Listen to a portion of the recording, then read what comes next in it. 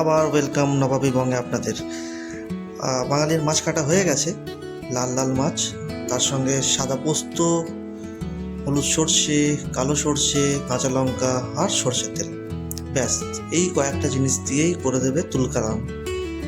কারণ আমাকে যে খাওয়াতে হবে আজকে শিবরাকে, তো টেস্টটা ভালো হতেই হবে, টেস্টের ওপর অনেক নাম্বার থাকবে।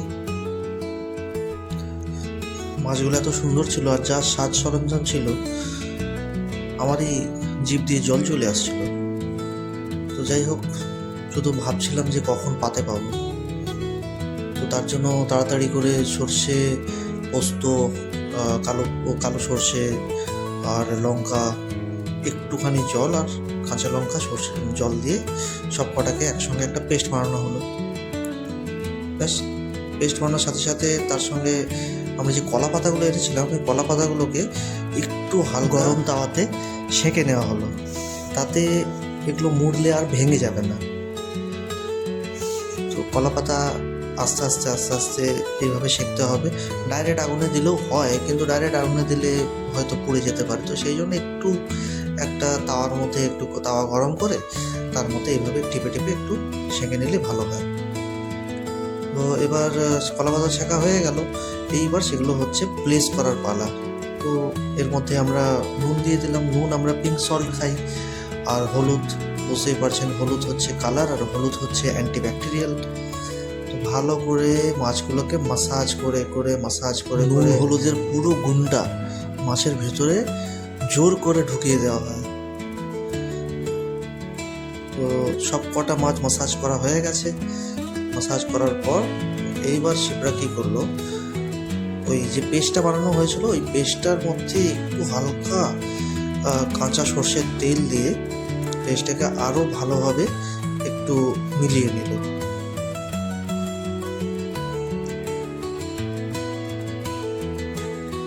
তো পেস্টটা ভালো করে যখন মিলে গেল, কাঁচা সর্ষের তেলটা দেওয়ার কারণ এটা হচ্ছে যে মাছটা এর সঙ্গে তাহলে লেগে যাবে, পাতার সঙ্গে লেগে গেলে একটা পোড়া পোড়া ভাব আসবে, একটা পোড়া পোড়া স্মেল আসবে, সেইটা ভালো লাগে না।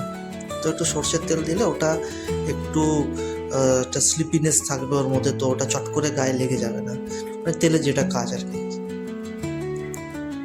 এবার পাতাগুলো নিয়ে নিলাম। পাতাগুলো নিয়ে শিপ্রা পাতাগুলো এমন করে প্লেস করলো, এইখানেই হচ্ছে মেন কাজটা, পাতাগুলো প্লেস করা।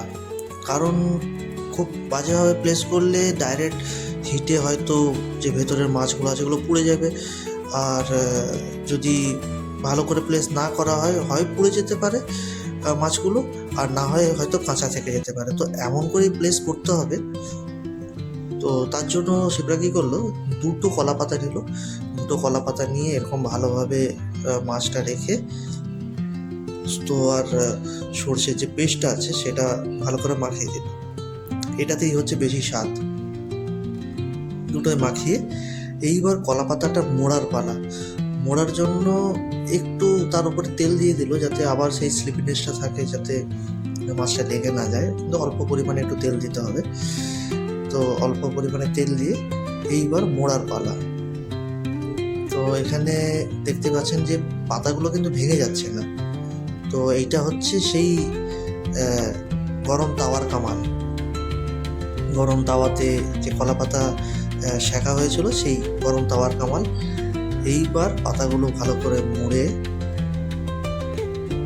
এইবার এটাকে হচ্ছে বাঁধতে হবে। বাঁধার জন্য শিবরা কী করলো, ও এই কলা পাতারই যে মাঝখানের যে মোটা অংশটা থাকে সেইটা দিয়ে সরু সরু সরু সরু করে দড়ির মতো বানিয়ে নিল। তো বেশ ভালোই আইডিয়া। এটাকে বলে শ্রীমতী, স্মার্ট শ্রীমতী। তো ওই দড়ির মতো করে বানিয়ে ওটা দিয়ে এটাকে বেঁধে দিল।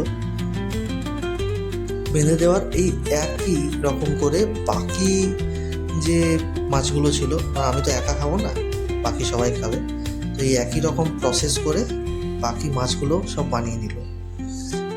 সেম প্রসেস আর সেম কোটিং, সেম প্যাকিং। হ্যাঁ, প্যাকিংটাই একটু দেখতে হয় যে যেন বেশি তাওয়াতে না লেগে যায়, আর যেন একদম কাঁচাও না থেকে যায়।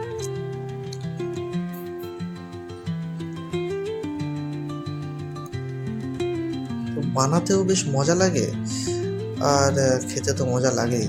আর যদিও আমি এদিন ঘরে ছিলাম না, আমি একটু বাইরেই ছিলাম, তার মধ্যেই 1 ঘন্টার মধ্যেই যে এত কিছু বানিয়ে দিল, এটা একটু বেশ ভালোই লাগে ঘরে আসলে, যে একটু ভালো মতো খাওয়া দাওয়া। তো একই রকম প্যাকিং করে মোটামুটি আমাদের সব কিছু রেডি। এইবার হচ্ছে এগুলোকে ভাপা। ভাপা মানে হচ্ছে না ডাইরেক্ট তেলে দেওয়া হয় আর না ডাইরেক্ট জলে দেওয়া হয়। এটা ওই কড়াইয়ের মধ্যে হালকা তেল দিয়ে তারপর এগুলো রেখে তার মধ্যে একটা ঢাকা দেওয়া হয়। তো এক সাইড দেখতে হয় একটু হালকা পুড়ে গেছে কিনা, অন্য সাইড দেখতে হয় পুড়ে গেছে কিনা। তো এইভাবে দেখে দেখে এই ভাপাত বানানো। তো সেই দিনকার আমরা ডিসাইড করলাম যে আমরা নিচে মাটিতে বসে খাবো, একদম বাঙালি যেমন গ্রামের ঘরে খাওয়া হয়। আর কলা পাতা অনেকগুলোই ছিল, তো কলা পাতা দিয়ে খাওয়ার একটা প্ল্যান হলো, কারণ কলা পাতা পাওয়া যায় না, আর কলা পাতা খেতে কিন্তু বেশ ভালো লাগে। কলা পাতা, পদ্ম পাতা। তো সেই সার্ভিং শুরু আর খাওয়া শুরু। আর তার সঙ্গে সঙ্গে শিপ্রা ইলিশ মাছ আর বেগুন দিয়ে একটা ঝাল ঝোলও বানিয়েছিল, তো ওটাও বেশ ভালো ছিল। তো এত ইলিশ মাছ দেখে তো আমি আর লোভ সামলাতে পারলাম না।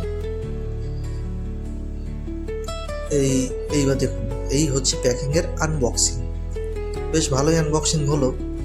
হওয়ার পর আমরা ভাবছিলাম যে কেমন হবে, কিন্তু শিপ্রা একদম কনফিডেন্টলি করলো, ও জানে যে ভালোই হবে। আর সত্যি তাই, দেখে এত ভালো লাগছিল। এই যে সর্ষেটা দেখছেন, এই সর্ষে দিয়ে গরম ভাত দিয়ে খাওয়া, আহা হা, কি আনন্দ! এই খাওয়াতেই হচ্ছে স্বর্গসুখ।